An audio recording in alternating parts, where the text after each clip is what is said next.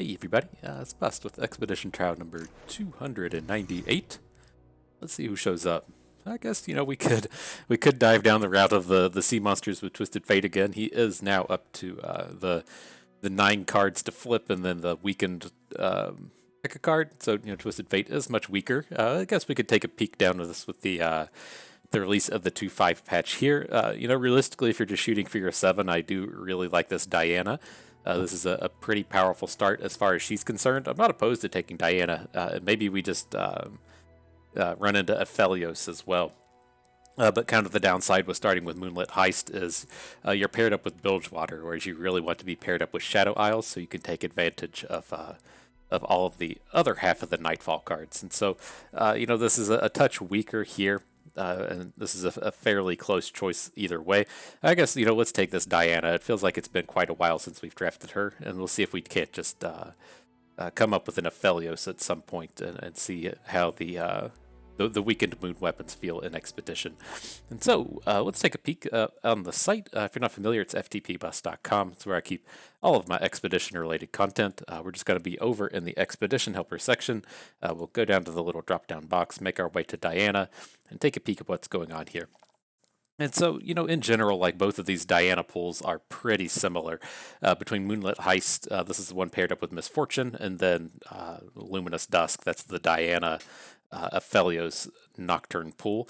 The big thing that she really has going for her are all of these really powerful 1, 2, and 3 drops. And so at the 1s, we have the Gift Giver and Lunari Dustbringer. To a lesser degree, there's a Spacey Sketcher.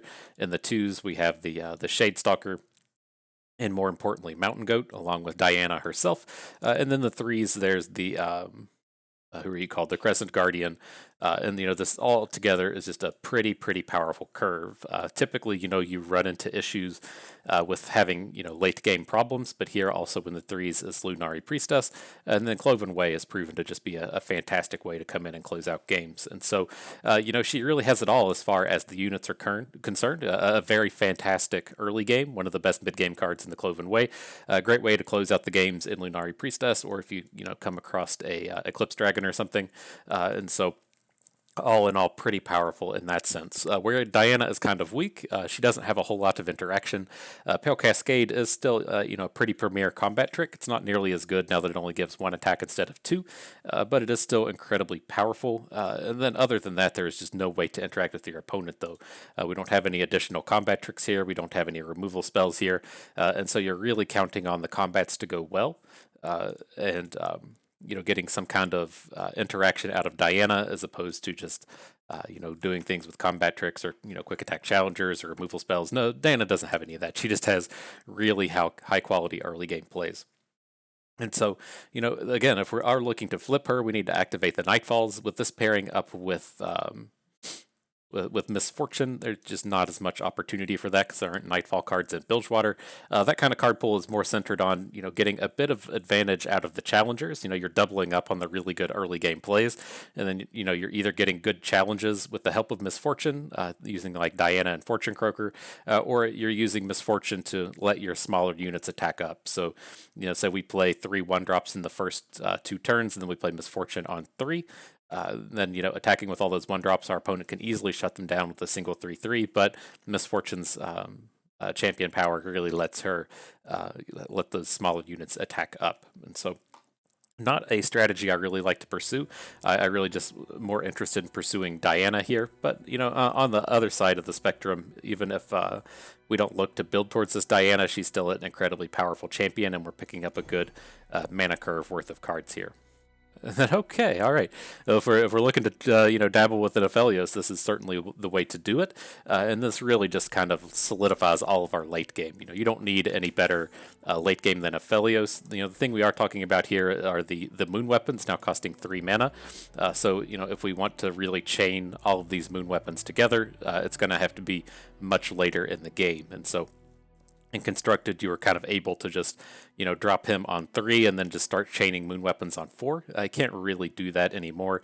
That's going to be like a turn 6 style play if you want to, start dropping 2 moon weapons. But, this does really solidify our late game with Aphelios in the Cloven Way, and then picking up that kind of premier piece of interaction and Pale Cascade. All in all, pretty fantastic set of cards to be picking up. And so, we can slide over to the Luminous Dusk pool. The Diana half and the Aphelios half are exactly the same except for the champion, and essentially all of the same rules apply here, right? We're going to see the great 1-drops in Duskbringer. Oh, well, Gift Giver isn't here, but there's Dustbringer and Spacey Sketcher. Still has all of the good 2s, and the Shade Stalker and the Mountain Goat has all of the good 3s, and the Crescent Guardian and the Lunari Priestess. Just, kind of in the same boat. There's no removal spells here, and so we have to kind of work our way around that. But, the same things apply. The early game, very, very good here. So, okay, so the thing here, I do kind of want to go out of my way to ensure that we pick up a Shadow Isles pack. Hopefully we don't have to do it this early, because I'm really interested in the Shade Stalker and the Cloven Way. I really like picking up like 3 and 4 Cloven Ways and then just not having any more expensive cards in our deck. And so since it is rare, I would like to go out of our way to find it, and then we do still have 3 additional packs to where we can find another Shadow Isles card. Okay, and here's the kind of Shadow Isles we're looking for. I'm not like a huge fan of Unto Dusk. There's just not a whole lot of, really good combos that we can get with this. It has to be non-targeted, so we can't do things with the Cloven Way. Kind of the ideal targets would be something like Eclipse Dragon, but that's a little bit too expensive. We can use it on Diana, that's fine. Doubling up on Elusive doesn't do anything. So there's just not like a whole lot of targets to where this is, really fantastic. But, we have to get into Shadow Isles somehow, and then Blighted Caretaker does play extremely well in these kind of decks. Just being able to come down, eat one of these Lunari Duskbringers and then force a really good combat. I'm pretty happy to go ahead and pick these up. Okay, interesting. So, we would love to have another Blighted Caretaker, but I'm not taking Pesky Specters. It's just not, the min-max here is just too bad. The Pesky Specter is just basically, you're down a card whenever you draw it because it doesn't do anything, and then Blighted Caretaker isn't strong enough to make up for that. And so with these, I think I'm fine to pick up the Sky Shadows and Cygnus. We're getting a Nightfall unit either way. He is kind of one of these stronger pieces of late game and just like absolutely closing out games, but I don't feel like it's something we really need. Our deck tends to just be strong enough without these. The Cloven Way does enough work on its own, but I don't really want to be adding Spring Guardian here. This is a pretty low quality card to be adding, and so we'll go ahead and take Cygnus. We're going to be more likely to see Crescent Guardians as time goes on anyways. Alright, Gifts from Beyond with Lunari Shadestalker is fine. I'm not opposed to taking things like Solari Soldier and Ravoon, but we've kind of already solidified our top end here, so taking something like Ravoon isn't that important. And then we could look to Doom Beast Glimpse Beyond, but I'm pretty interested in just keeping our curve as low as possible.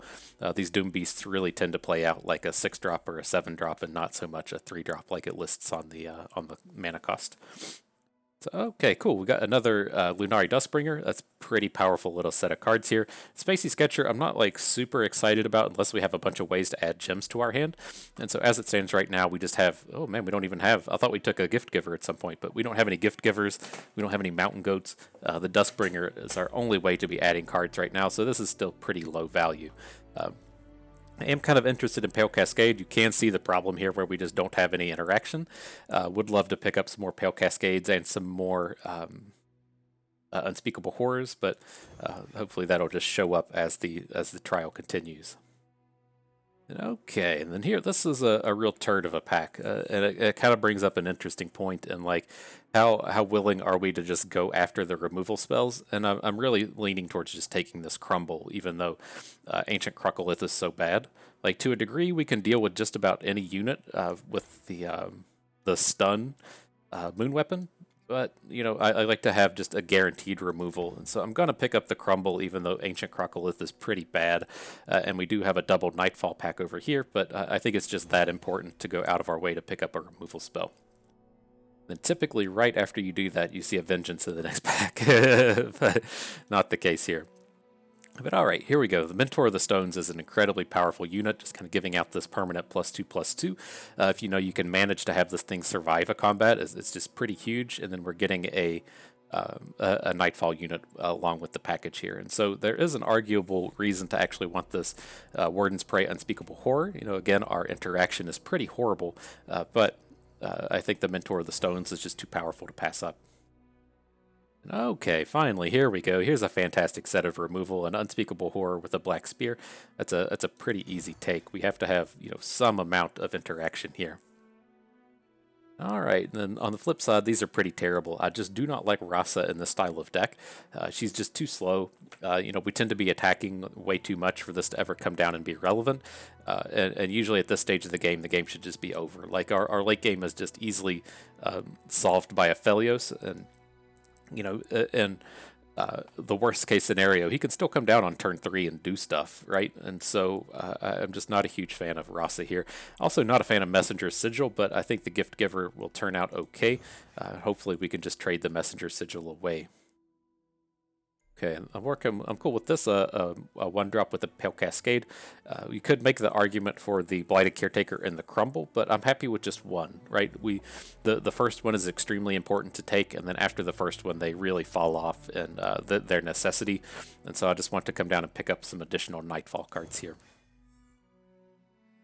Okay, interesting little set. I'm leaning towards the Lunari Priestess. You know, we've passed on a lot of these Spring Guardians. It's not horrible. You know, it's just a 3/3 for 3. We don't have any of the combos with it, right? We don't have any Spacey Sketchers to be discarding the Spring Gifts to, but I think the Priestess is the best card out of all 6 of these. Okay. Quit trying to give me these messenger sigils and stuff. Here, we're just going to take the Vengeance, much in the same vein as Crumble being super important. Vengeance, just way better. Hopefully we could trade away the Dead Bloom Wanderer, but we aren't really missing out on too much here picking up this Vengeance. Okay, cool. And we can trade out this Crocolith for an Unspeakable Horror, just getting rid of a real turd for some of this kind of premier interaction. Just everything looking pretty good here. Very happy with how that played out. Okay. Well, if you're not familiar with what we do in these expeditions, we do have to go and turn someone premium. Just kind of a way to really activate the pay-to-win nature of this game. And so let's see if we have any Nightfall cards. I'm pretty sure I've already leveled all of these up. We could go and level up Gifts Beyond, which I do not have any copies of in my collection. But I need to go and see if there's anything else we haven't touched on. I'm pretty sure we've gotten all of the commons. This Moonlit Affliction that we don't quite have yet, but let's get with this Gifts Beyond here. I can get behind this. We are kind of really looking to, you know, test out Aphelios in the Moon weapons here, and so, you know, it feels appropriate to be leveling up the Moon weapon card here. Even though, you know, our opponent doesn't get to fully enjoy it, at least the Moon weapons we add to our hand will also be premium. So, good stuff. Yeah, let's get to it. And so I didn't really touch on it, but, you know, kind of one of the interesting things you can do with these decks is, you know, I always equate these things to Darius because he was, you know, the original one doing it, but you know, depending on how your draft goes and how your curve ends up, you can just go and draft multiple Aphelioses, or you can draft multiple Dianas and use them to really fill in where you need. And so this is a style of deck, since like Aphelios is typically so powerful, I usually lean towards drafting 2 and 2. But, you know, if we end up with, like, you know, another Eclipse Dragon and a Cloven Way and we don't really need any more top end, then we will be most certainly happy to draft 3 Dianas here. Especially her flip is quite good in the Pale Cascade. I guess Aphelios' flip is also pretty powerful, but nonetheless, let's see what we're working with here. Pretty weak start, because these onlookers don't really count as a 1-drop. I think we're just going to keep the Shadestalker so we have something to play on too, and then look for a bit more interaction. Looks like we got to get our deck tracker going, get the old LOR Guardian loading up.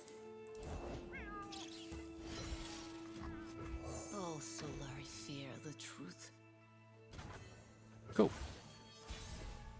Riven and Azir. Alright, well, this isn't like a spectacular start. I think we're good to just send our Shadestalker in. None of our other cards interact with this board particularly well. The past is a burden we must learn to bear. A whole lot we can do about Riven. Let's just play the Wanderer. Maybe if he feels like attacking, we can just get a nice block in.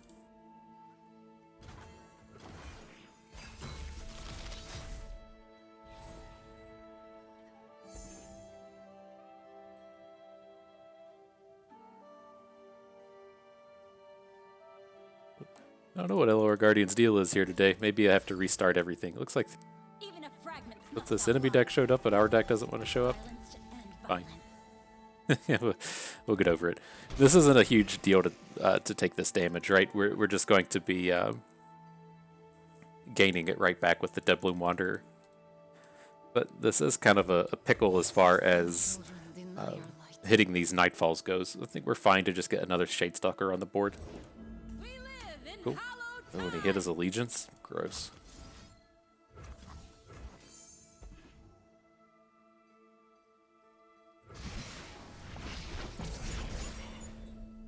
To dusk, okay.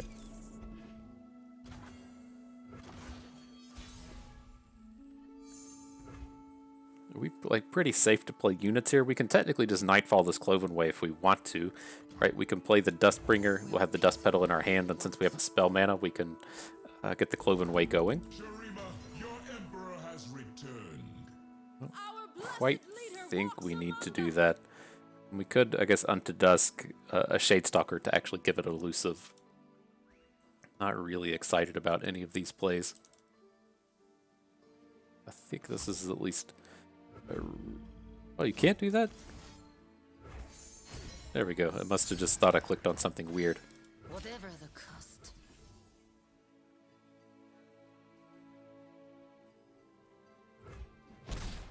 This is going to be pretty tough to deal with. Maybe we'll hit an Obliterate here. Falling Comet. Nice. It's like, what are our chances of beholding a Celestial, though? We just have the one thing to put Celestials into our deck, the thing that shuffles them in. I don't think we're very likely to connect. That'd be exactly what the doctor ordered to get us out of this mess, though.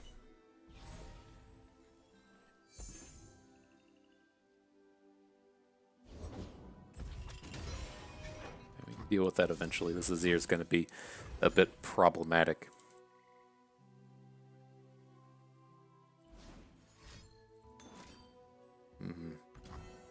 Brutal. We're getting brutalized this game. What conflict awaits? Let's hear it!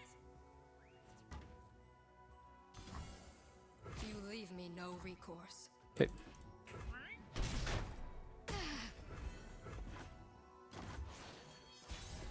Alright, well, I think we just have to continue in with these elusives. Alright, well, Diana does some cool stuff. Just start with her. The moon is our queen, the night her kingdom! Wax or wane, we do not fear change.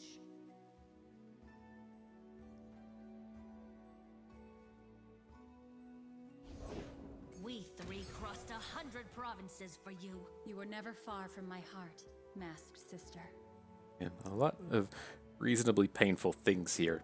I think we have to Diana down one of these big boys. I'm leaning towards just taking out the Armored Tusk Rider, just kind of dealing with these. The problem with Riven is this will be the third fragment going into his hand next turn, so I think we kind of have to deal with her even though we don't really want to. Let's just get another Shadestalker down May her silver light enshroud us. so that we have an additional good attack. Then we'll just accept that we're losing our Diana next turn.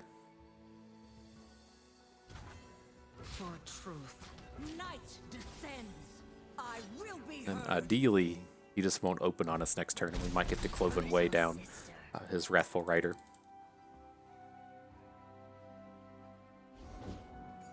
Yeah, he's 100% opening next turn. Okay.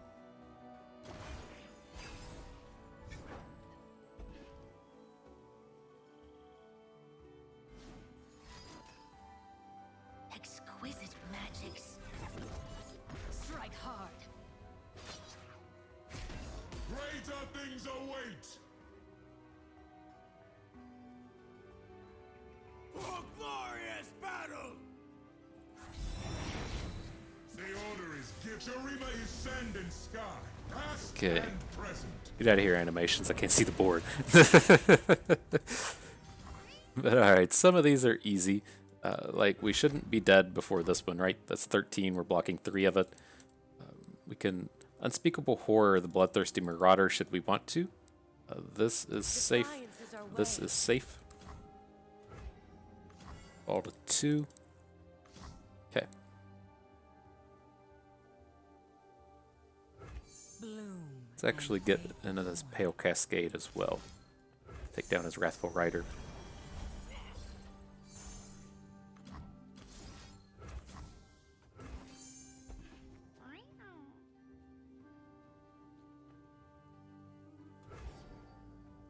That seems pretty positive for us, right? We can Cloven Way down this Tusk Raider. We can like crumble Azir should we want to. This seems pretty good.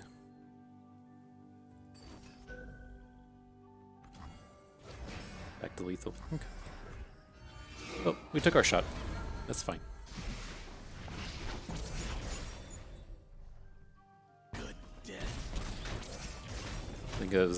I think essentially what that game came down to was he was coin flipping on that allegiance unit and he hit it, right? I think we win that game handily and easily if we don't have to deal with the allegiance to Zir. And so it kind of is what it is. Here, happy way to trade away the Dead Bloom Wanderer for the more relevant Sky Shadows. It's a pretty easy trade. We're stacked up on enough Nightfalls for the Sky to be pretty good.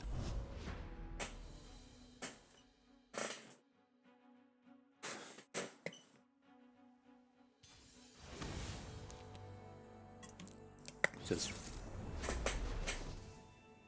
that Sherma Allegiance unit just goes out of its way to be a real pain in our butt.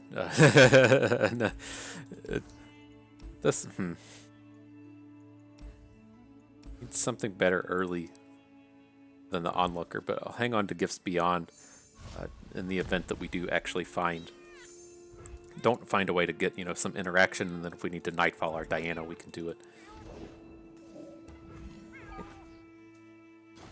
Victor and Anivia.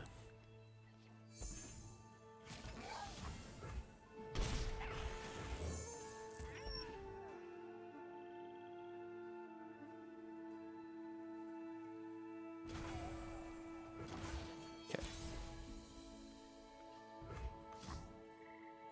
And here, I think we just want to go with the 3 damage one. I think it's a little early to be taking the double stun. Could go for the 2-drop. I guess that could be a pretty reasonable play here. Especially if maybe if we hit the Sky Shadows. Okay, I'm on board. Then we could see if he how he responds and taps down his mana as far as what we can do with Diana here. Also, we hit the Sky Shadows so we can Pale Cascade our Diana if we need to.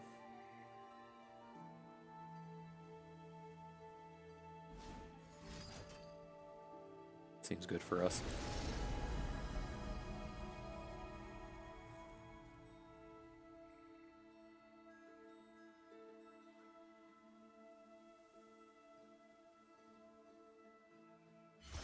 What you got, friend?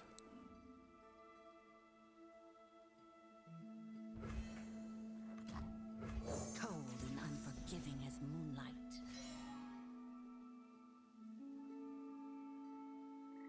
This feels like a reasonable board as well, in the sense that he can't really abuse our Diana with a Brittle Steel. Moonlight guide me. Can't now, but how willing are we to, if we go and actually get the Brittle Steel on this Yeti Yearling? I think this is fine. Night descends. Face your heritage. We've kind of gotten our Diana value here, and beautiful. With him not having one of those 1 mana tricks, really makes this challenging for him to come back. Witness perfection, meatbags. And we're most certainly going to be opening next turn. The big scary thing he would be having is like a Chempunk Shredder. If he has an Electrostatic Shock, then that's fine. But we're 100% opening next turn. There's an argument to block this, so good, right? Because he ideally wants to be blocking a Mentor of the Stones next turn. But that would have been double reason to make that an interesting block. But I think we're still in a pretty reasonable spot. We can double stun this if we want. Do we really worry about ever getting hit by Chempunk Shredders? And Like, fade with the morning. I don't know. We played this pretty greedy earlier with the Diana. I guess we can just keep that ball rolling. This game's just done if we're successful with this, right? He like has to have Chempunk Shredder or Avalanche to really get himself out of this. There's a lot of AoEs. I mean, but this is pretty brutal. If even like if we did open and he has an ice shard, then that's pretty painful. He just full clears our board. Okay. So are we good to just give up on Diana? I don't think we are. So let's go ahead and do one of these. Do this, and then just go for maximum damage.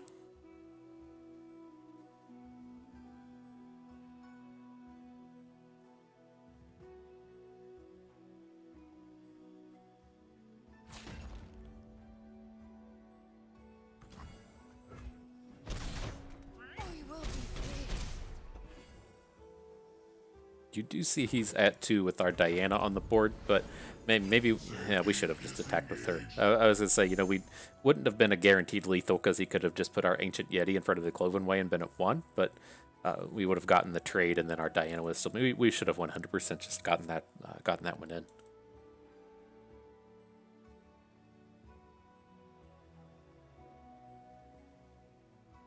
I was getting blinded by how well she's going to be when she's Nightfall next turn, so.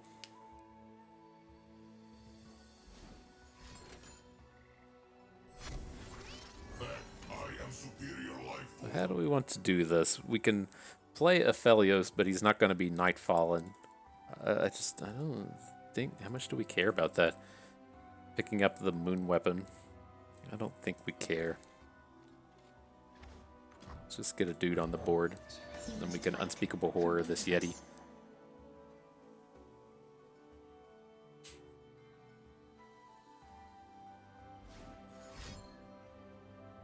Prime and ready. Rise, metal brethren.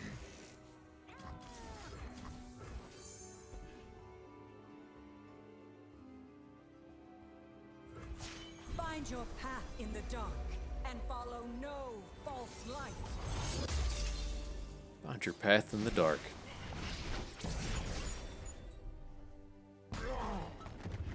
All right. Yeah, so that was a little sloppy, but I think we're ultimately okay here. Let me make this trade pick, and then I'll restart the game and try to get the deck tracker back up there for you.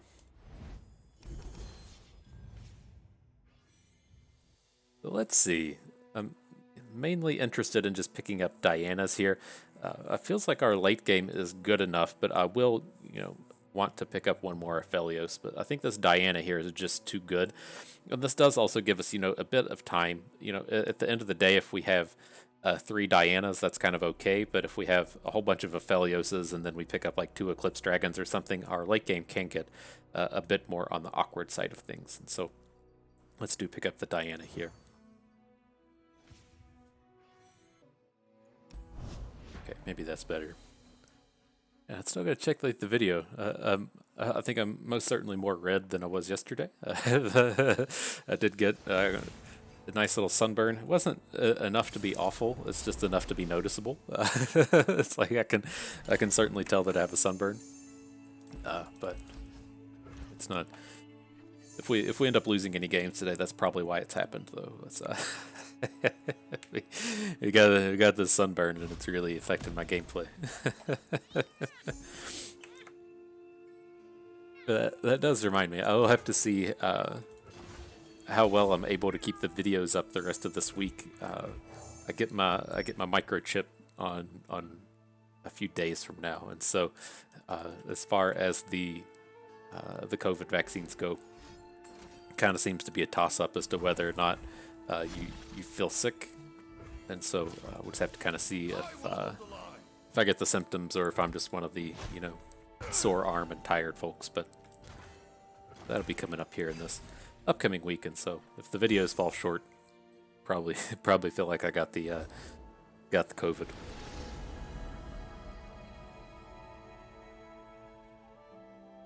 Bask in her radiant All Right, and then a slightly awkward hand here since we're going to be losing out on all of the mana from the Sky Shadows, but I think it's fine.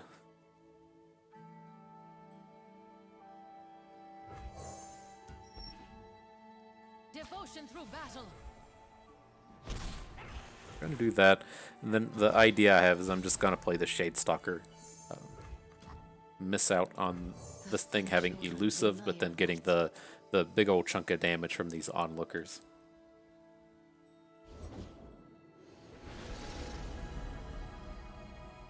Okay, so he most certainly has to put a put the Traveler in front of a fearsome dog.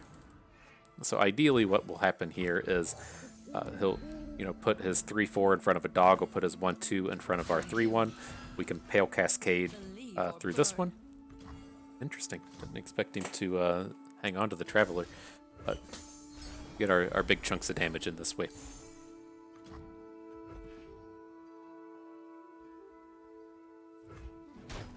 Have faith, sisters.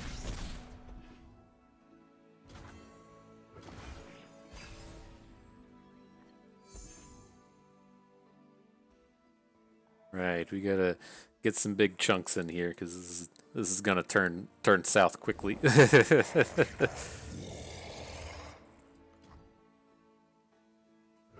These jewels are more than mere trinkets.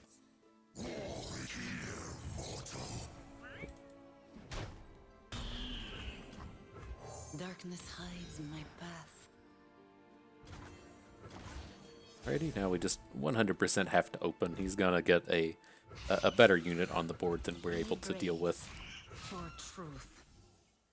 Is this what you see?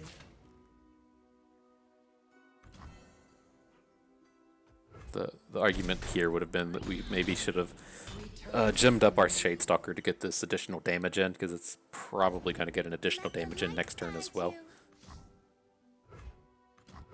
I've got you. We'll see.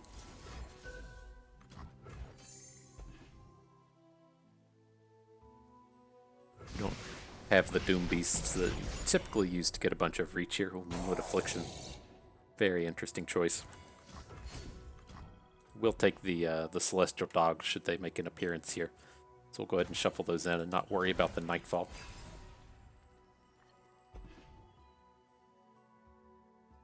Okay.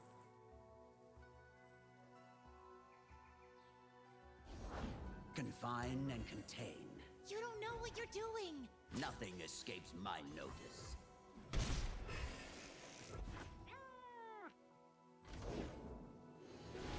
Okay, let's see what happens. I mean, we should be able to add a ton of damage on the board next turn, right? The Caretaker is going to come in for 6. We should probably just go ahead and do this. I feel like we missed this damage last turn, but at least buy us a point of mana that we don't have to spend. Okay.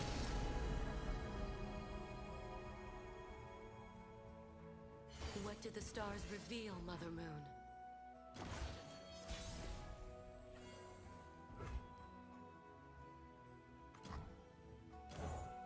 Right, this is going to be a little short. Hopefully we can just Vengeance this Lux before he adds Final Sparks.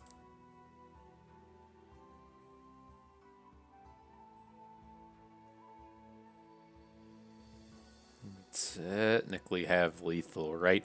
If he just does nothing, and then we hook his 2 small units and then Nightfall thing onto Lux and Conservator, but that's going to be a stretch. We're never just going to be winning in that sense.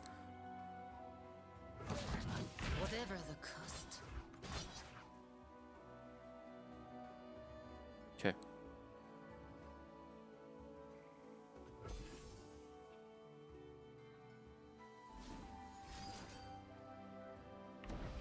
Makes sense. It's like, maybe I'll block it with Lux. That would be pretty good, right? Alright, we're going to have a pretty tough time closing this one out now.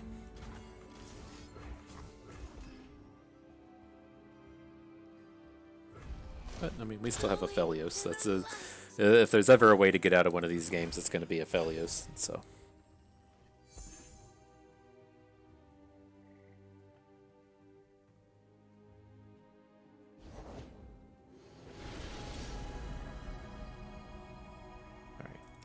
just a million cards ahead.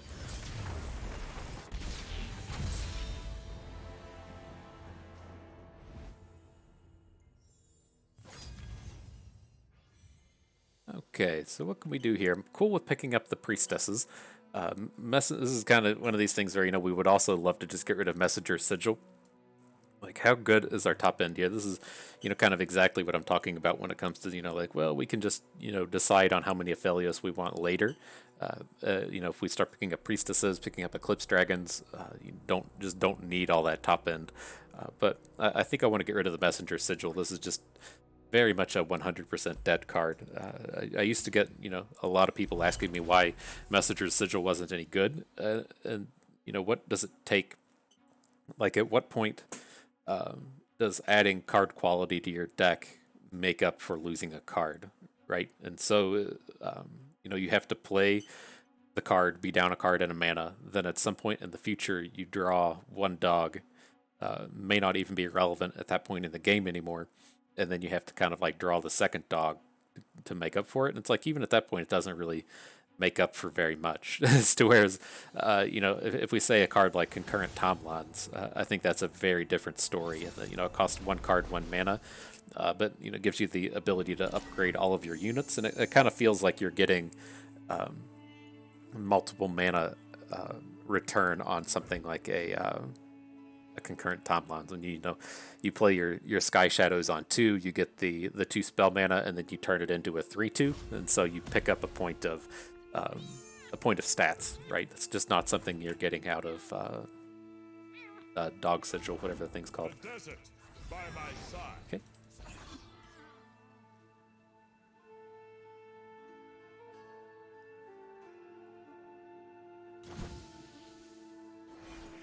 Like a fairly aggressive usage of Doomkeeper. Always forward.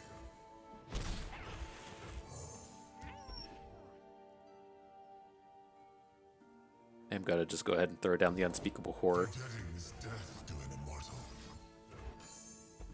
Interesting sequencing.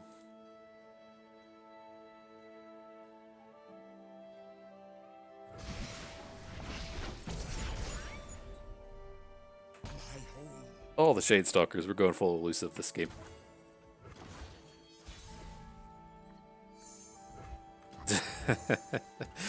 Definitely all of the Shade Stalkers.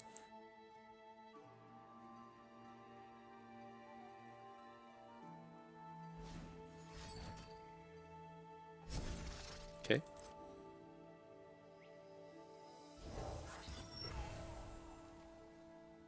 I don't feel like we're in a real hurry here.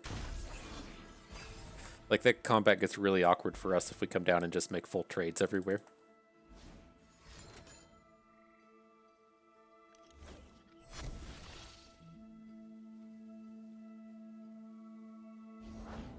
What's that noise? Okay. The Sun Children deny our light.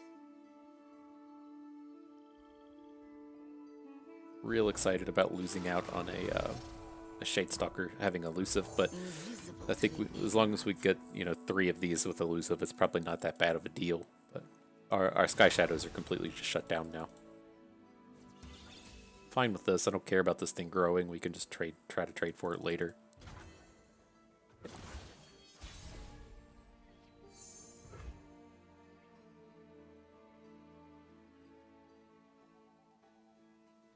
Awkward. Whatever the cost.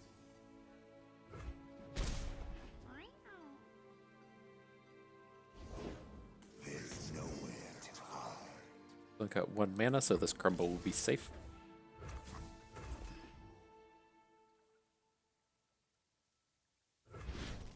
That's it. Get down a second elusive. Unseen, unheard. Pretty.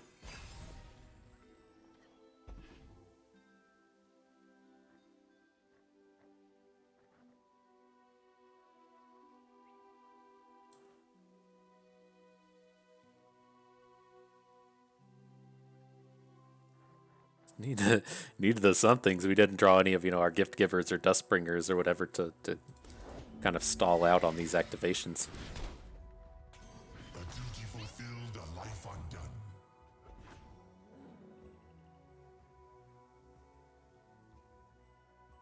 See what he does. It's not the end of the world if we just go into the next turn, banking all this mana. I mean, we can play a Shade Stalker and then Unto Dusk a different one, so that we get an additional elusive, which I'm not opposed to. This is actually fine. Mother Moon. Too slow, stupid.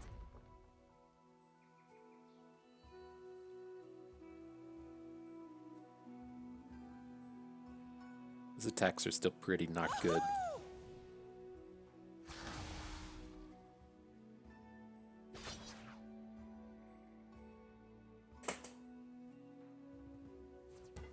I don't think we really care about him just leveling up this Bakai Reaper.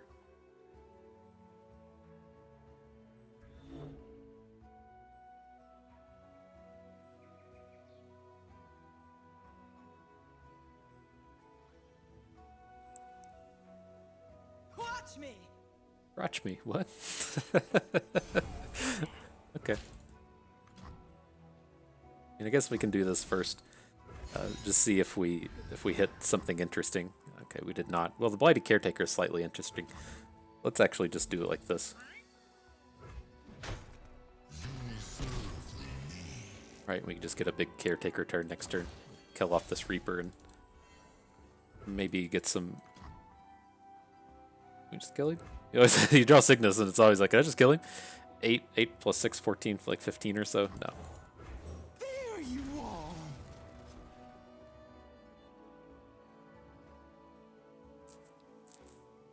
But this is back to seeming pretty decent, right?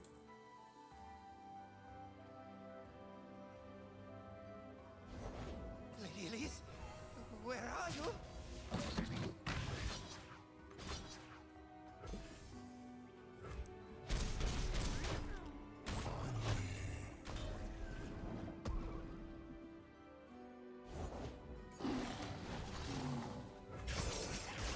Have any of those. He's nightfalling better than we are. Okay. So where are we at? 6 plus 5 is 11, so we need to like a 3 attacker to get through with Cloven Ways here.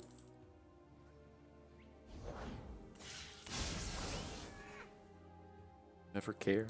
That's such a rough spot. I don't think so. Let's just add the Cloven Way as a blocker, and then we can try to get something going with Cygnus next turn if we need to.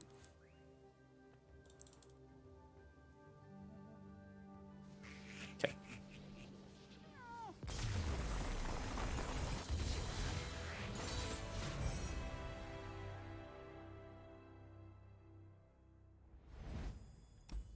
Like we're just like a little short on something. It feels like we're really trying to ground out these damages.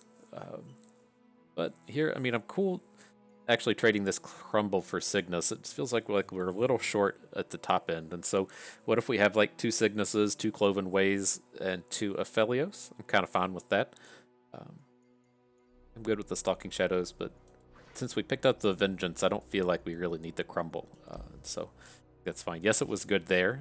We wouldn't be upset to have a second removal spell again, but I just feel like long term, if we're going to plan on playing Aphelios, that we can take care of like so many units with just the double stun that the removal is just not super important.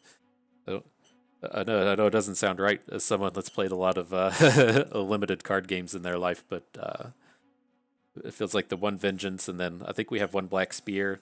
So if we had like the 1 Vengeance, 2 Black Spears, like 2 or 3 Unspeakable Horrors, I think that's more than fine in these decks with the Moon Weapons and the Cloven Ways.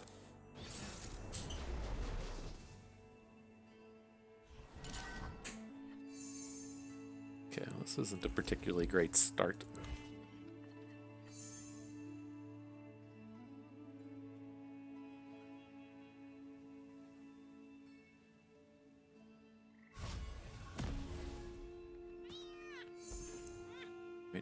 I forgot Diana was prismatic. Such a useful ability, just having prismatic Dianas.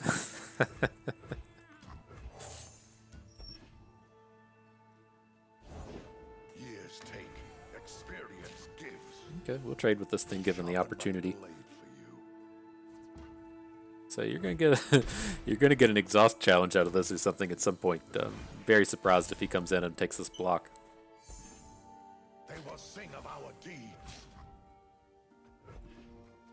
Try to take the advantage while we can. Weird. So weird seeing this Renekton deck do things like that. Today we turn Just to the draw a tide card. of war. Okay.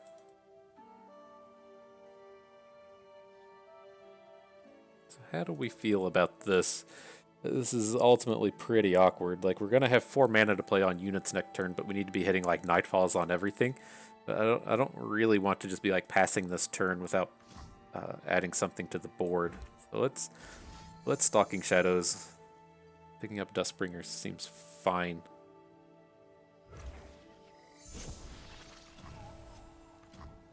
Invisible to the ignorant. They forced us to Okay, choose then we'll have the death 1 or mana to free. spend on the Dust Petals next turn. So we can play 4 mana total of units.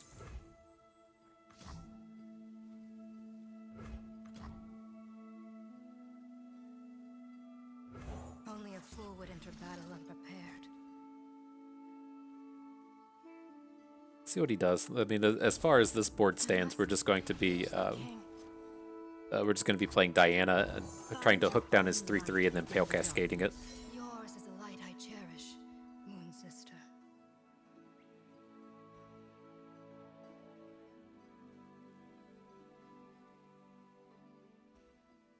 See if he agrees with what we're going to do. We'd ultimately like to see him just, play a banner and play a 3/3.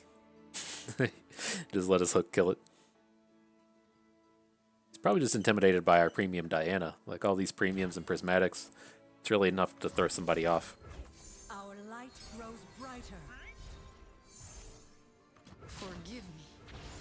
So this is fine, right? If he has some kind of like prismatic barrier or combat trick or whatever to protect the Redeemer, it's fine. We have more Dianas to go around here.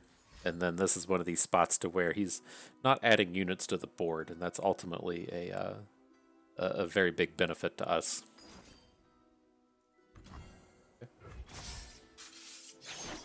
Much better than a combat trick. We will be free.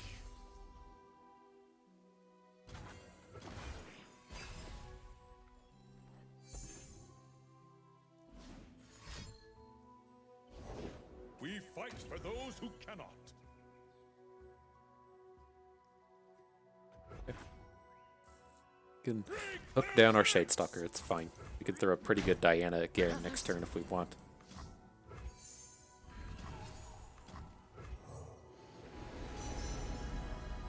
Fortunately, we won't be supernovaing this game, but I'm curious if we'll ever want this Living Legends. Like, he seems pretty far away from ending it.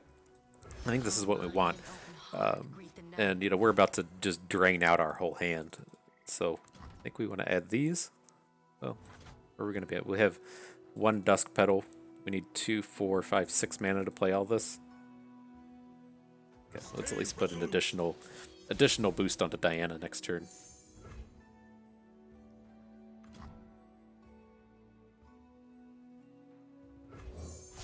The moon is our queen. The night, her kingdom. Really go at this Garen.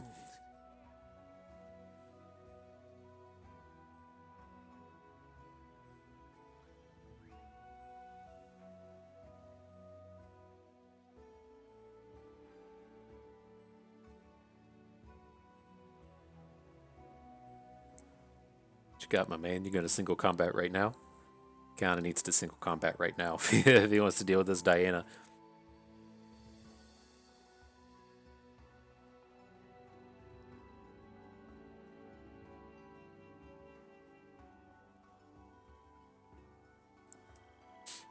What you got, bro? Oh man, I love seeing him just spend all of his manas here. So alright, let's Shadestalker. Unheard, the new moon conceals you from our foes. Shadestalker, Unseen, unheard, the new moon conceals you from our and we'll foes. stop there. I cannot turn back. Face your heretic. This is what we're doing here is ultimately my big problem with this towering Stonehorn, and that, it'll just block it over and over and over and over again.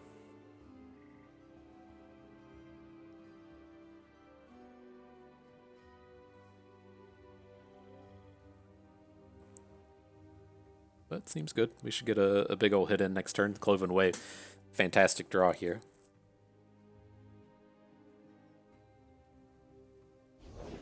I have been sent by the king himself.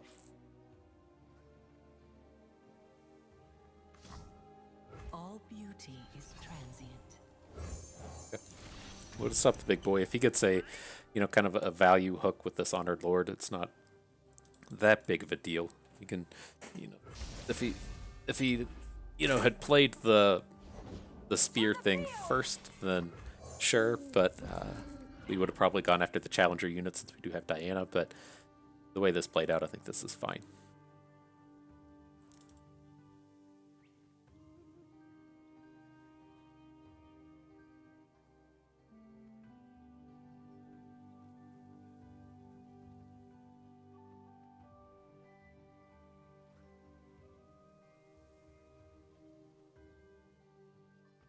Then, what do we ever think about playing Living Legends before we attack? Just trying to find the +2/+2 to everything? It's a possibility. Guard, sure. Keep the pace here, dog. I've learned a trick or two. Listen, shining softly. Does that change anything? We're not going to be lethal, so I think this is fine. Any of you just win me the game? That would be that would be pretty sweet. What do we do if we do 6? Can we do 6+2? Not quite. We can Crescent Strike, but then not get a unit back out of it.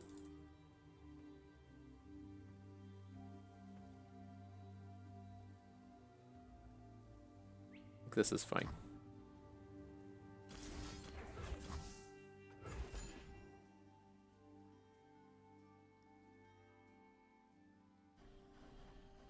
We should have just played the Immortal Fire. That's what these things ultimately come down to.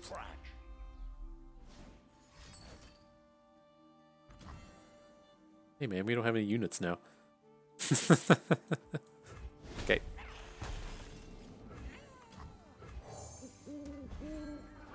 We can also Unto Dusk our other Stygian onlooker should we need to.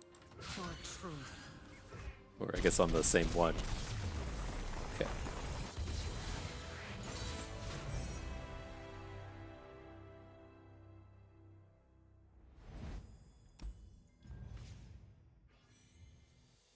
So let's see. Yeah, I was kind of interested. I think we do just want to take the second Aphelios from this point. And this is a pretty decent one, right? It gets us our third Cloven Way. Really seals up our need for any more top end. We'll have 2 Aphelios, 3 Cloven Way, 2 Cygnus. And then this kind of mid-game play in the Crescent Guardian is something we're really missing here. And so we get this humongous stack of 2-drops, but we really need to even that out between our 1s and our 3s. So I think this is a pretty reasonable pickup here. It feels like the only place we're really light is, we've had a lot of these really awkward Nightfall turns where we can't get the full advantage of the Nightfall every time. But we're moving. This is fine.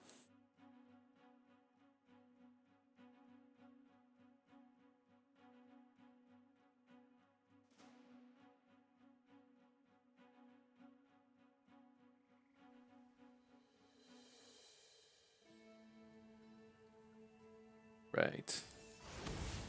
Here we go. What up, Timo? Timo and Vi. He's going to be dropping these elusives on us. So I think this is fine. We're going to be on the even or on the odd attack, so we can come in with the Mentor of the Stones on the 3rd turn. If we're going to look at it like that, like my problem here is I really want to get this mana out of the Sky Shadows on the 2nd turn, but we have to have a Nightfall unit to do it. I guess Diana just show up to the party, and then the perk of Diana being that she can answer Timo. I don't think we want to play our dog just yet. We needed to hook this Timo down on the 3rd turn. I'll scout ahead. What? F. Okay.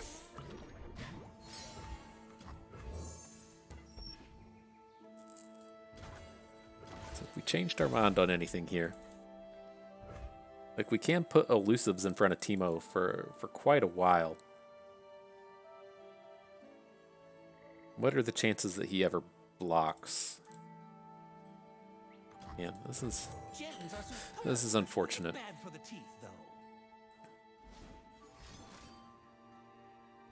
Okay. Never blocks here. I guess please do it this way. And the big problem here ultimately isn't that he has, you know, this Teemo that's at 4/4. It's just we're gonna be at like 10 or 12, and that's kind of really the magical part of these style of decks being successful.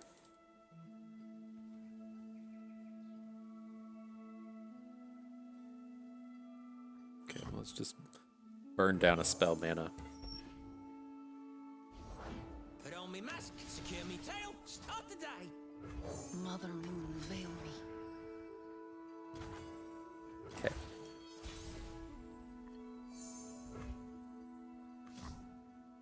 So gotta start with one of these. Get our Diana going. Dusk approaches. We have the answers we need to Teemo, but he can of course come in and do some interacting we don't approve of.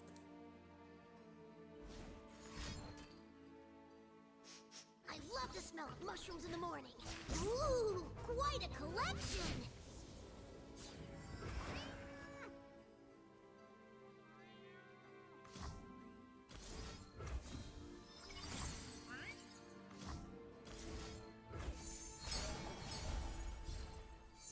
Alright, well we're all in on it at this point. No more So lies. let's see how this goes. I will be heard.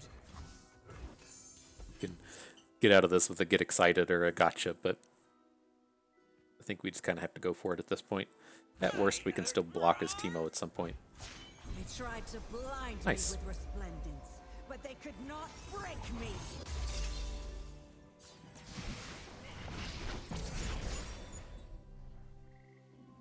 Vandal Scout never... Okay, we're close. We're close to ending this. This Cygnus Diana combo might be enough to end it next turn, Stands for since he didn't have enough to close it out here. Looks like this hook will come in on Diana, but it's okay.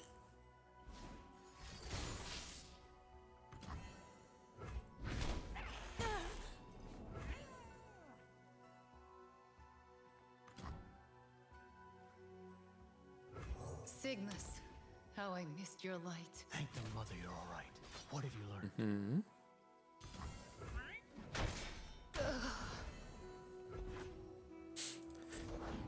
Alrighty, let's see if we can do it here with this this 10 damage elusive hit.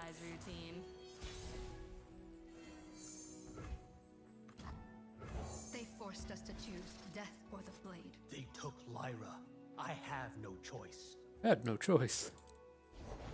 Think I'm still lucky It's like, hey man, just tap out for something that doesn't matter.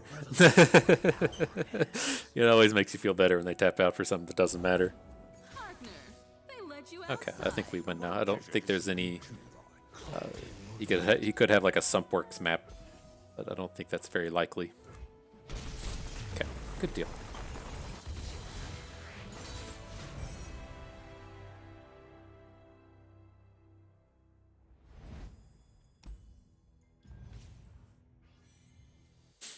So what are we picking up here? Can't trade away our Dustbringers. That's unfortunate. I don't think we can actually make any of these trades. I'd like to pick up Doom Beast, but you know, it feels like we're just like running out of cards, and we're just being like right on the edge of being able to close out these games. And so I like having access to Stalking Shadows, and it's also kind of nice if it's, you know, on like the second or the third turn, and we need a Nightfall activation, and just having a card we can play to do that with. So I'm okay with hanging on to those. Want to hang on to our Black Spear. I think these are all skips.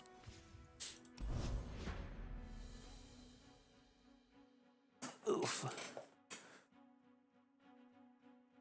Oh man. Gotta get these stretches in. Whew. I'm kind of tired. It's weird. This is a pasty nerd. Don't spend much time outside. It's It's odd just how much heat, not so much the heat, the sun just zaps the energy out of me.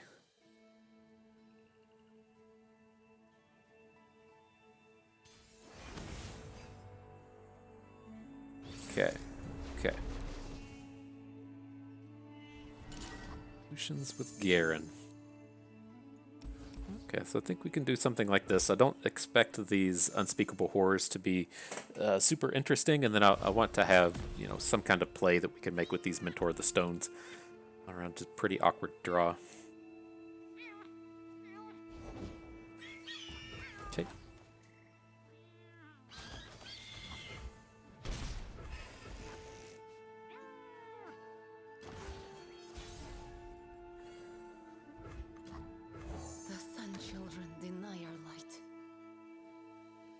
Comes Lucian. Oh. Forgive me. Alright, I'll play for the 2 for once.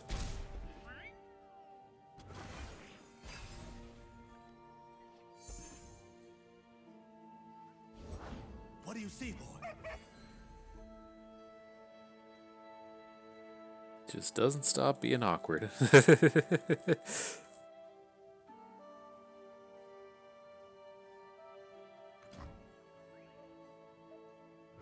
Oh, Solari fear the truth.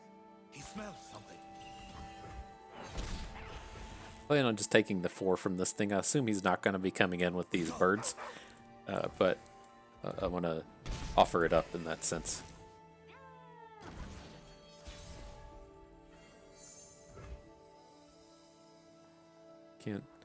Can't get that going. This is supremely awkward. Speak, stars. Speak, I say. All the trackers all the time. You got it, bro. So he'll take the value block down here on the Mentor of the Stones, but I don't know what his plans to do with all these Fleet Feather trackers. He's got to start blocking something at some point.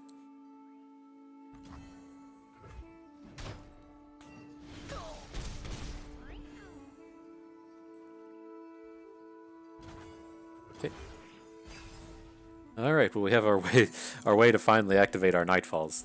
Took us a while, but we got there.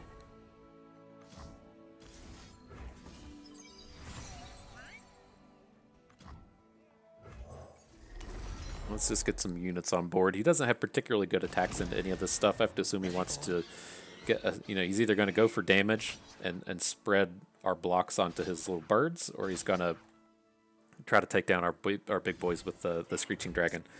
This is ultimately fine.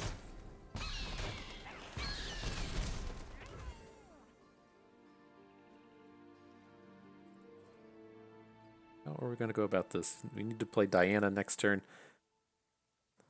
So we'd have 4 mana for other things, unless we want to just play like the Cloven Way. What do we think about just actually just going for a lethal with Cygnus? I think that's good.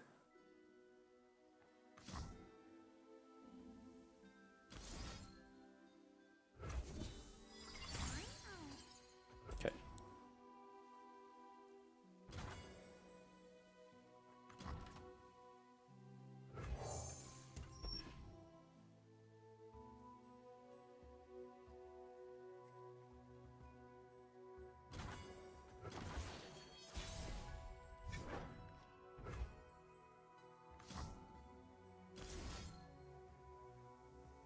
See that? Ooh, that would have been 1 short. So let's do it like this. Take this. Cygnus. Get out of this. You can still like single combat or concerted strike or whatever, but good to represent the lethal here. We protect these woods as they protect us.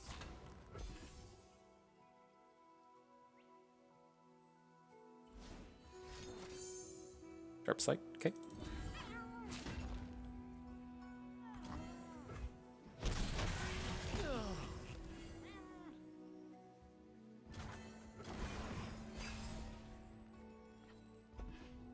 There we go. That's a pretty good pickup.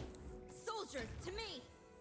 I think we just have to burn, burn it here and go ahead and get our Cloven Way going.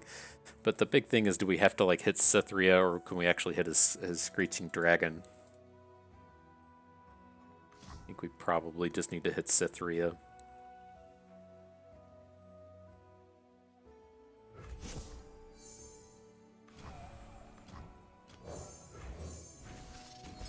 right? We don't particularly care if he tries to hook anything down with the dragon, but him giving out all these stats and the fearsomes opens us up to some problems. Right, and this does leave us with a pretty good chunk of overwhelms next turn. So he has pretty low stats. I'd say he's going to try to hook both of our overwhelms here, right? He's going to put the Cloven Way on Dragon, put this Crescent Guardian here. Yeah.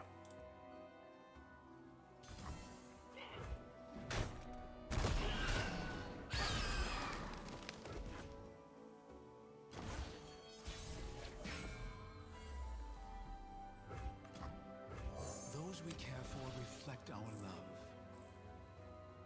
Okay, okay. Come on. Things are ultimately annoying. And then, you know, this is kind of the odd spot with the Aphelios costing an additional mana. Are we just safe to take the lifesteal one though, or the overwhelm? Gets the Shadestalker up to 9. Okay.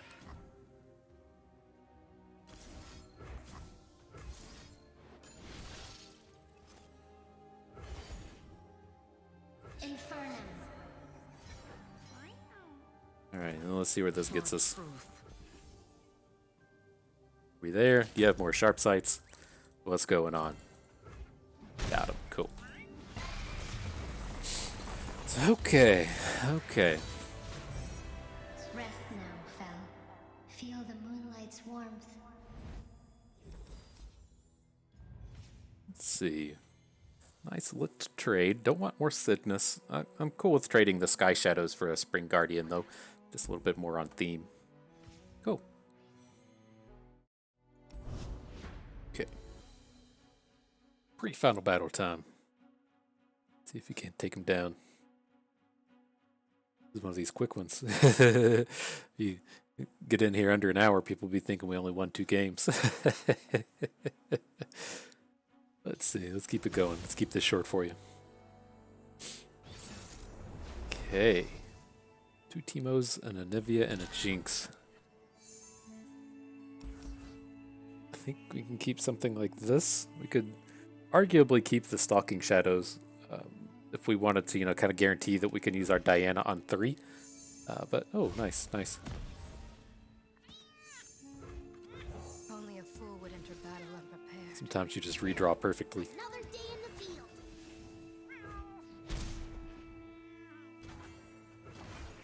Okay, and then what do we think? We can either take a Teemo hit, or we can Unspeakable Horror, and I'm just gonna Unspeakable Horror. I'm not ultra worried about this Teemo right at this stage, so we'll just let that happen. I'm planning on keeping the 2 mana banked up, though, in case we do need to Unspeakable Horror him later. So let's just add Gift Giver. We'll add Diana, in case something goes like ultra wrong here. Then, you know, we still have this Unspeakable Horror backup for either, you know, a 3 health unit or, you know, Teemo himself. Something. We can do something here if this doesn't go right. This is an extremely dangerous if he's trying to just Mystic Shot this. Oh man, Suit Up is kind of a pain in the butt as far as this is concerned. Okay. Man, I was counting on a 3 health play. This is our second Suited Up Teemo. These are all over the place today. Sure. So we'll just have to try and take him down with the Blighted Caretaker next turn. But you know, the safe thing would be to just go ahead and get a second, or I guess a first elusive on the board. Can also go ahead and Lunari Priestess. Put on me mask, secure me tail, start the day. Fallen Comet seems reasonable. Greet the night.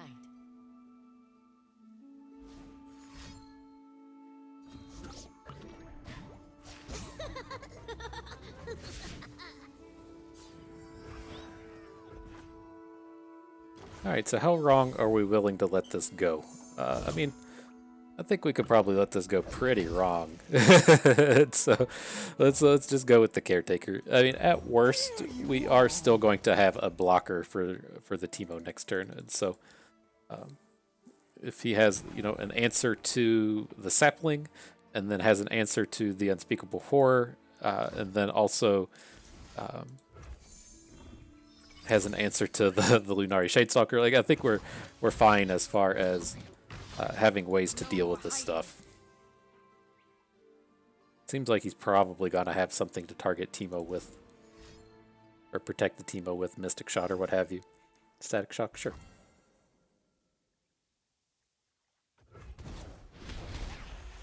Shining softly.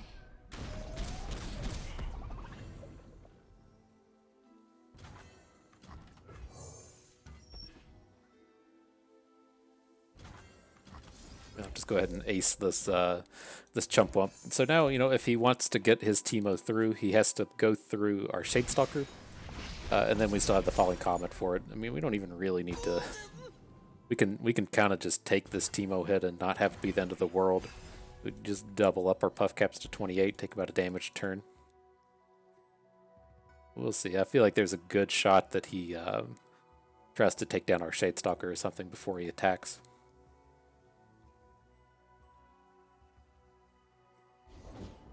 It works!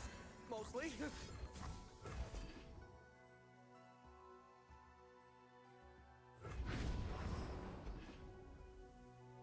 Okay, pretty good now. Oh, if mushrooms Sure. could talk. They grow up so fast.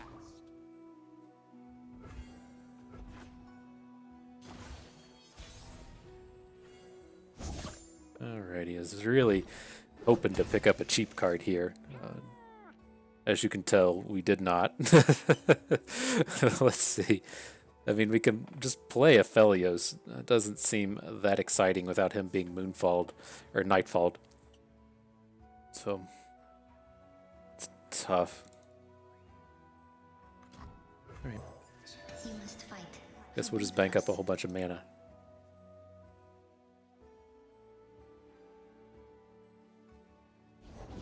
Nothing escapes my watch. This is awfully sketchy what he's doing here. I'm not like real stoked about taking forever, but okay, that makes sense.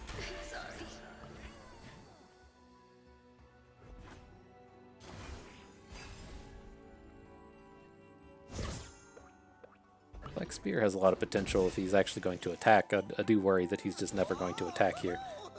Well, he is going to offer up the trade for us. Nice. Fight. No, no, no, no, no! Just can't take the damage is the only, the real struggle with this turn. Okay, that's fine.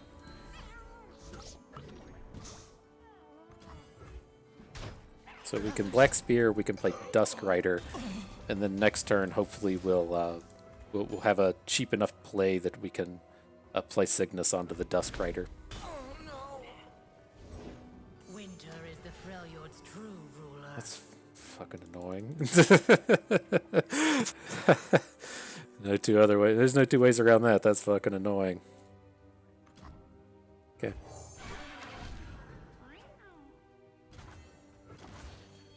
The frost reveals all to me. Day late and $1 short, boss. Ooh, that was extremely dangerous.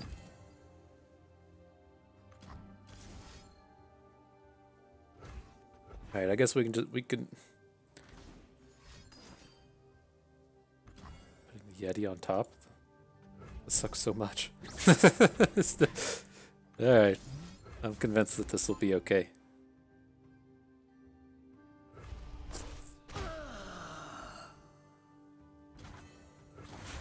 Not like as bad to play around since he took the hit from our Sky Shadow, but still. Night flowers upon my blade.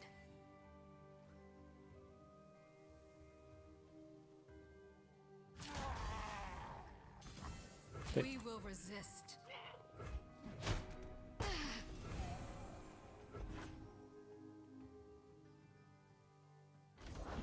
Finest gear? The ZV, you got it? Not gonna play the Cygnus. We might end up having to do this 2 turns in a row. So if that's the case, I don't want to have to do that.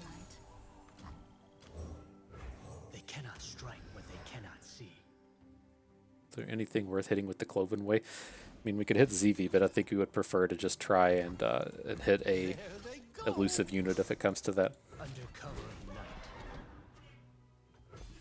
With the two bigs, there's a chance we can't get through here anyways. Falls to 1, okay.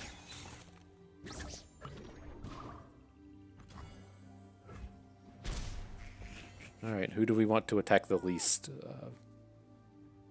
Because I do want to probably just go ahead and shut down one of these units. Okay.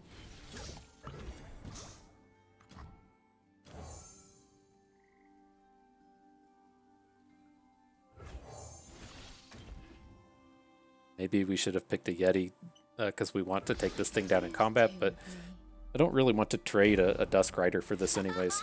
I'm on a roll. Okay, Rule defeat. probably not good. Our people.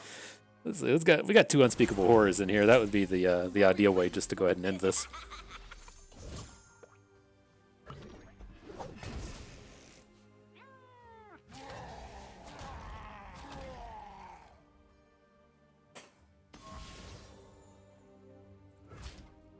We protect our own. Do we want to do something like this, or do we want to throw out the Dusk Rider? I mean, I don't think it matters as far as our unit is concerned. Let's at least put the bigger health play out here, I guess. I don't think it matters.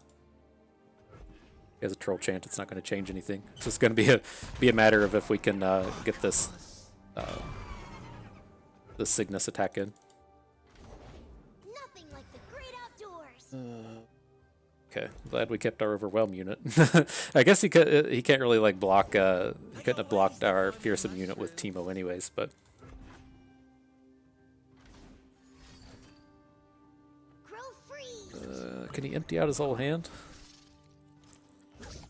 Has to cost 2 or less for him to empty out the whole thing. Oh, this is gonna be a butt clincher, isn't it? Oh, it has to guess cost one. Death Rockets cost 1 or 2. I don't remember. 1, yeah. I could use 2 of me. Built to spec. All Solari fear the truth. Oh boy!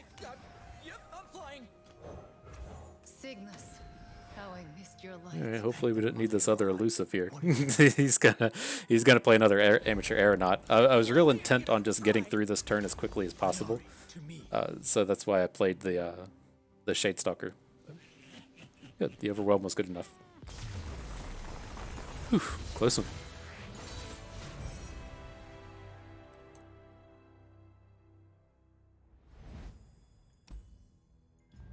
I think, like all things considered, that Overwhelm was probably better than the Fearsome.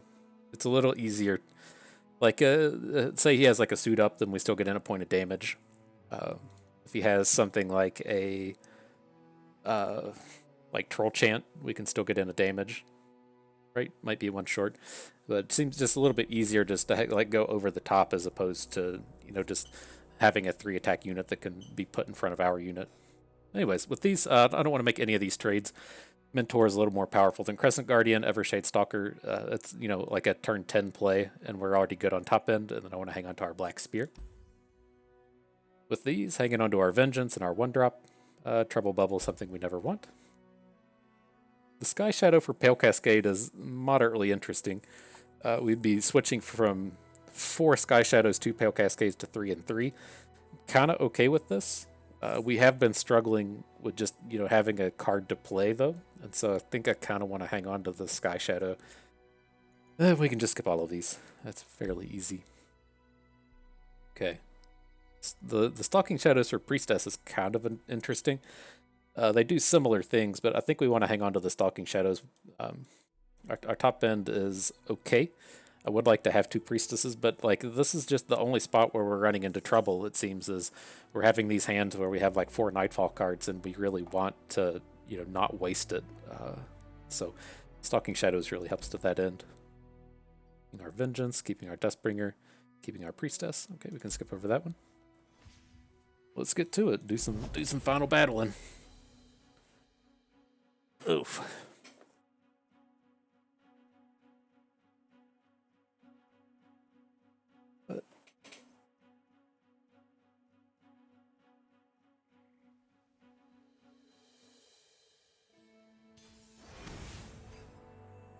Okay, Teemo again.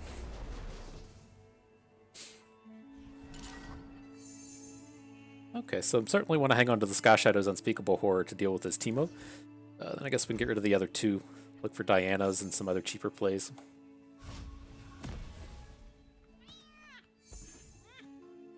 Gonna spring it on us. You got that Teemo? The journey is difficult. Does not. Will protect you.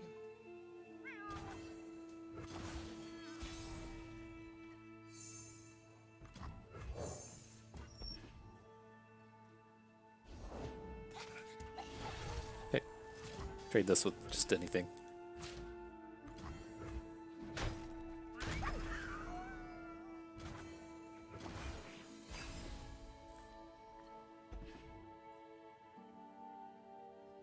What you got for us now? The old clump of wumps. So I do want to keep this gift giver on the board because I want to make sure that we have a unit to sacrifice to Blighted Caretaker, but the Sky Shadow is still a reasonable add here, so we get to keep our spell mana.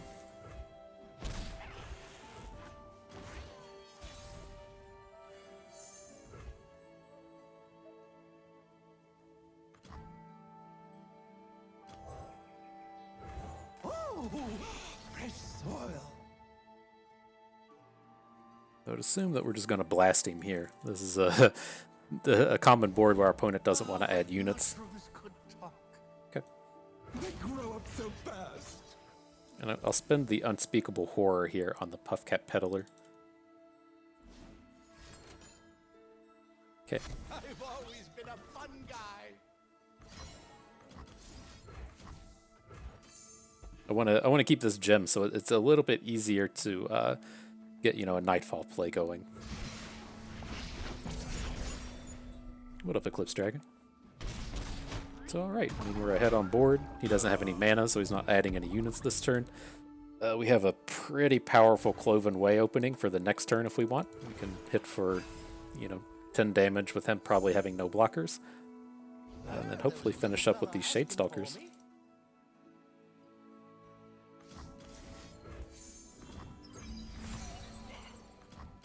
It's right here. There's the targets.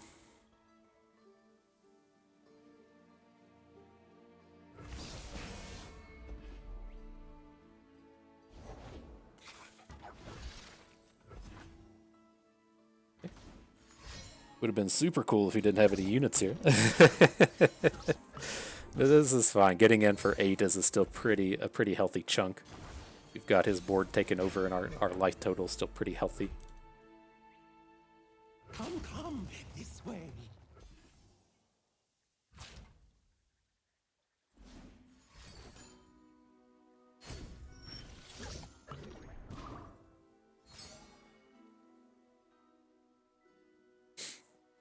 Yeah, this has been like real painful with having all these moon weapons cost 3. Because I'm sitting here just thinking like, well, I'm okay with spending Unspeakable Horror onto Puffcat Peddler, playing Aphelios, picking up the 3 damage weapon, and shooting Puffcat Peddler, but we're mana off of doing that.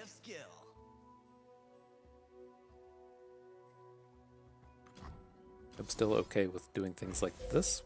Send this one to face. We will play the Elusive, and then we'll play Aphelios. I want to pick up double stun. Mother Moon veil me. So we should hopefully be able to just like block Ezreal and keep our Aphelios protected from his double stun, from this Ezreal Mystic Shot.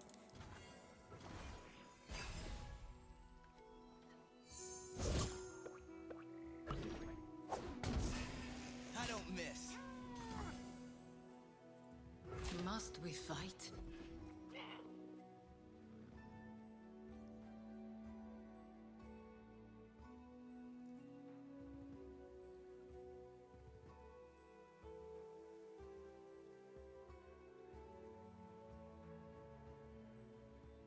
You got the answer, but I think this is pretty safe.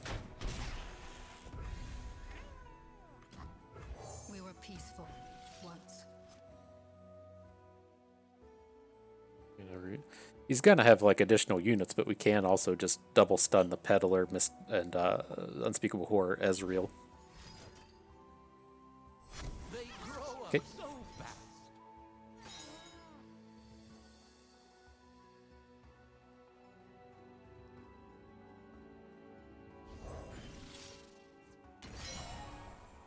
Makes sense.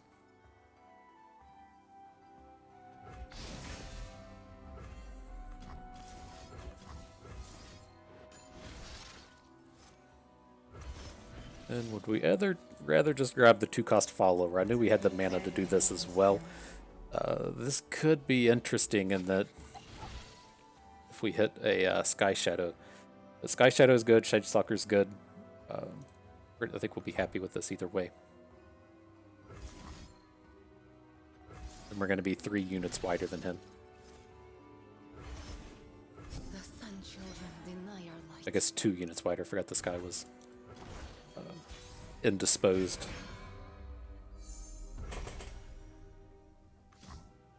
It's our time. Forgive me.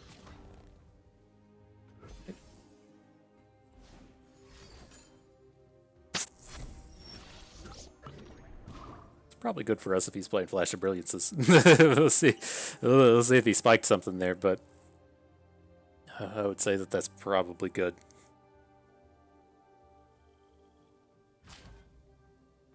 Making those blocks though.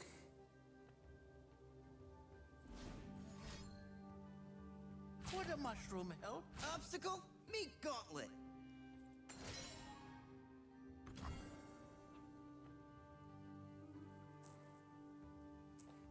Certainly not as good as I would have hoped. Getting into 2. Using Aphelios, which is fine. Okay.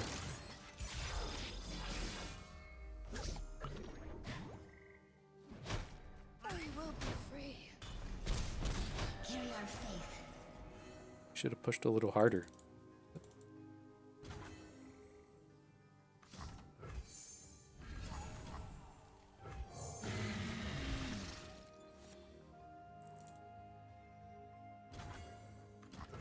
Okay, I still think we're pretty okay. Our puff cap count isn't that high.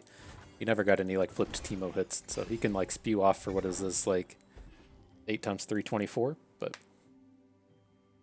we're good. With utmost efficiency.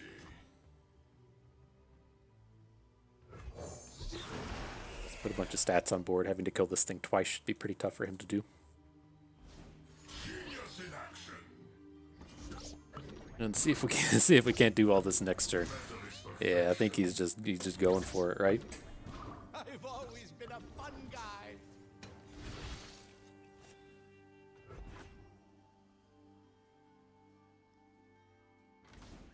Another brilliant embrace a new vision of progress. Pay debt. Metal is perfection. Okay. Man, he played all this puff cap, so I was surprised he didn't even at least just try to like slam in a bunch of damage and see if you can't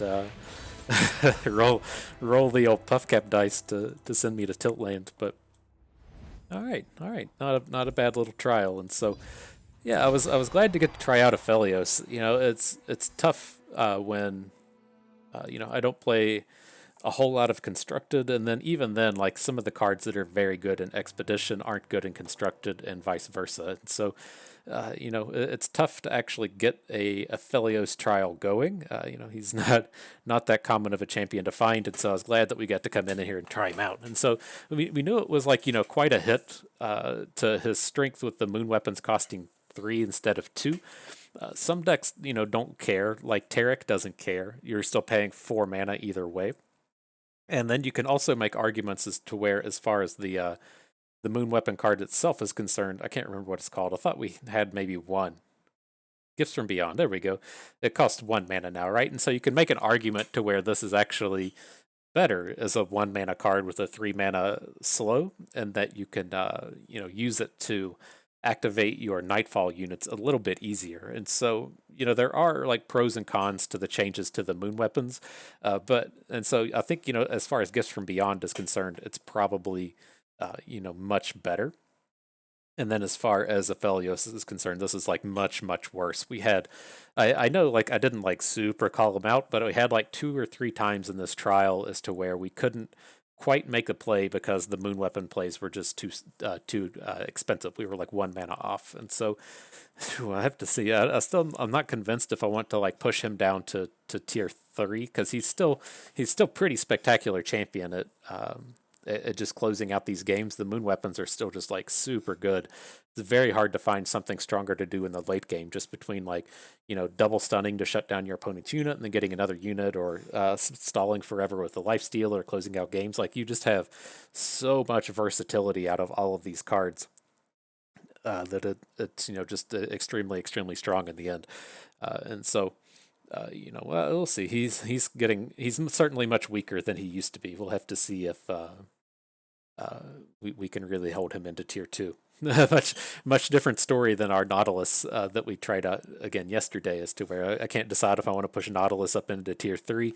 It's kind of tough, and I'm kind of on the fence if Aphelios should be pushed down into tier 3. But nonetheless, with these Nightfall decks in general, I think this is pretty standard with what you're going to see. Again, like the real big strength to these Diana card pools is the early game. Just a humongous good pile of 1s, 2s, and 3 drops. And so that's, where her strengths lie. And so you have to kind of, realize the weaknesses are going to be your top end in your interaction, whether your interaction is combat tricks or removal spells. And so how do we kind of like fix that? If we just assume that we're going to get very good 1, 2, and 3 drops, we're going to be assembling, an aggressive deck, given that the 1, 2s, and 3s are so good. How do we just like, fill in the gaps to where things aren't as strong as we would like them to be? And so that is, one of the real perks of playing both Diana and Aphelios. We had the choice of either playing, 3 Dianas or 2 and 2, or even, there is a world where you could just be playing 3 Aphelios. But that, really helps fill in with this deck as to where, if we have like this deck where we had like 16 2-drops and we were struggling at the top, then, we picked up the second Aphelios. But on the flip side of the coin, if you have one of these decks where you have, 3 Cloven Ways, 2 Cygnus, and like 2 Eclipse Dragons, maybe 2 Lunari Priestesses, then you're just going to go over to the Dianas because your top end is already covered. And so the flexibility here is really nice, but you do need to kind of fill in the gaps and make sure that you have a way to close these games out. Typically, you have some more Doom Beasts. In this deck, we ended up with 0 Doom Beast. We saw a handful of them, but we didn't take them. It's not ultimately a super important card, but the way you're going to typically close these out or would be something with like Doom Beast and then the Cloven Way. We closed out some games with Cygnus. You can also do the same thing with Eclipse Dragon. So just, recognize where like the good, expensive cards are. And then kind of note that like the Cloven Way feels like the best, Cygnus kind of feels like the second best, and then Eclipse Dragon still extremely good. It's just not good at punching through damage, right? Your opponent's probably just going to block it with a random 2/2, and so he does give you the value to help push through in the late game. He just doesn't have that overwhelm power or elusive power that you get from the Cloven Way or Cygnus. And so, that's how you kind of cover the units. Beyond that, if you do, see a Vengeance or a Crumble, the first one is extremely important to take. The second one and the third one, you can really push down in your level of importance, but that first one is super important to take. And otherwise, try to find about 5 between things like Unspeakable Horror, Black Spear, whatever this kind of like middling removal is what I call it. It's kind of conditional removal, cheap removal, pings, if you will, in some of the games. Just some of this, looking for about 5, and then 3 or 4 combat tricks if you can swing it. There are no combat tricks in Shadow Isles, but there is some random Targon tricks that are not Pale Cascade. And so we were a little light on combat tricks here, looking pretty good with the removal, looking pretty good on the curve, and looking pretty good on the late game. And so thought this came together pretty well. But that will do it for us today. Looks like there's some things shining at us, so we'll go ahead and claim our rewards, and then we'll call it a day. Okay. All the epics. What do we got here? Kindred? Welcome to the team. I will keep my salt to a minimum since you are joining the squad. But welcome to the team, Kindred. And that will do it for us today. I hope you all enjoyed the trial. Maybe learned how to manage your moon weapons a little bit better. You learned a thing or two along the way and had a good time watching. This is Bust, and we thank you for being here.